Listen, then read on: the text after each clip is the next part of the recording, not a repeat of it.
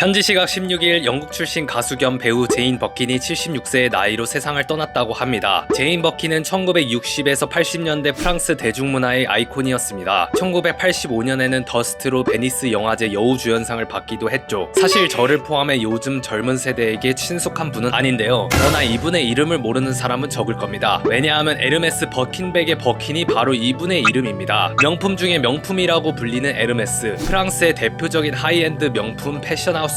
바로 이 에르메스를 대표하는 핸드백이 버킨백입니다. 버킨백은 1300만원대에서 시작하는 핸드백입니다. 2017년 당시에는 핸드백 역대 최고가를 경매에서 달성하기도 했죠. 흰색 히말라야 악어 버킨백이 홍콩 크리스티 경매에서 4억 2천만원에 낙찰돼 세계 최고가를 경신했었다고 합니다. 해당 버킨백은 18K의 화이트 골드와 245개의 다이아몬드로 장식되어 있다고 하죠. 이렇게 핸드백의 최고봉으로 꼽히는 버킨백입니다. 그런데 2015년 제인 버킨은 버킨백에서 자신의 이름을 빼달라고 에르메스에 요구합니다. 그 이유는 뭐였을까요?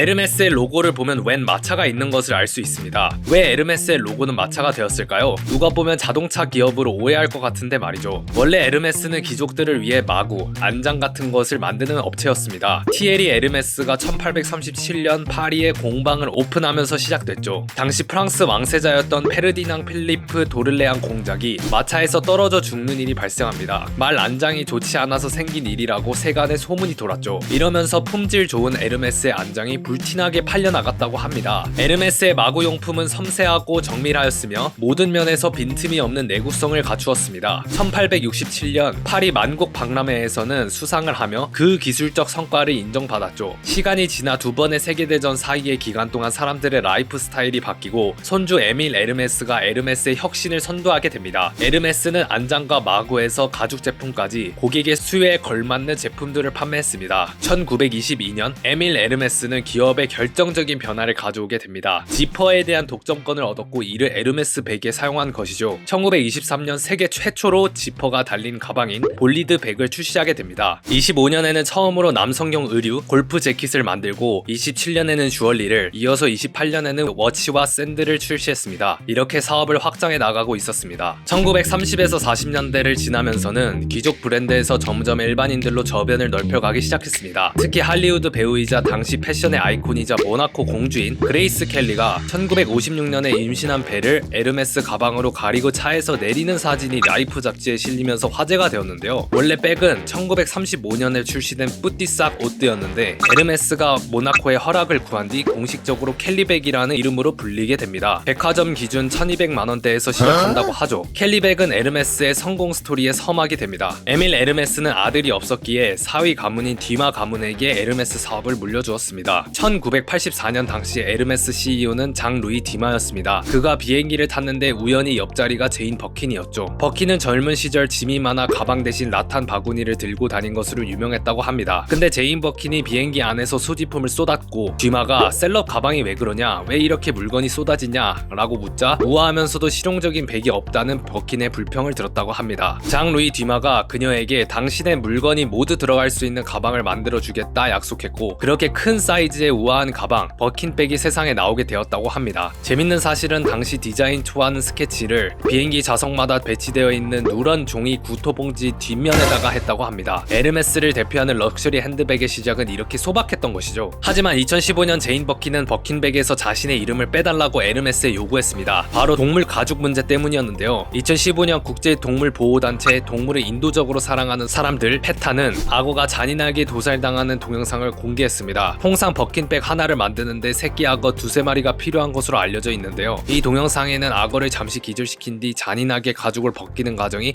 적나라하게 담겨 있습니다. 페타는 위에서 말한 버킨의 노력에 대해 지구의 모든 영혼을 대표해 감사한다고 밝혔습니다. 에르메스는 이에 대해 야생 동식물 거래를 규정한 국제협약을 준수한다는 성명을 발표했습니다. 2021년에는 비건 가죽을 활용한 빅토리아 백을 선보였습니다. 버섯 균사체를 가죽처럼 가공해 제조했다고 합니다. 석유나 동물 소재 제품에 비해 이산화탄소 등 지구온난화에 영향을 미치는 물질 배출량도 적다고 합니다. 이처럼 동물 가죽을 고집하던 에르메스도 비건 패션으로 변화를 깨하는 모습을 보여주고 있습니다. 지금까지 비스토랑이었습니다. 구독 눌러주시면 큰 힘이 됩니다. 감사합니다.